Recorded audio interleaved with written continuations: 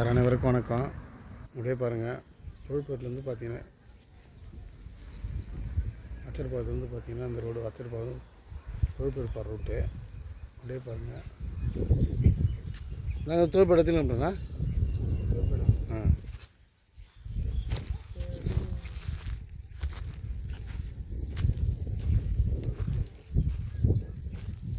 Road frontage பார்த்தீங்கன்னா அப்படியே ஒரு 600 அடி வரும் சார்.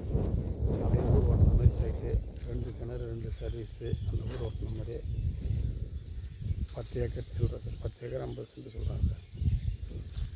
எல்லாம் ஊர் ஓட்டின மாதிரியே பிளாட் போடலாம். பம்பு செட்டு சர்வீஸு எல்லாமே இருக்குது. கிணறு பம்பு செட் இடம் ரோடு மேலே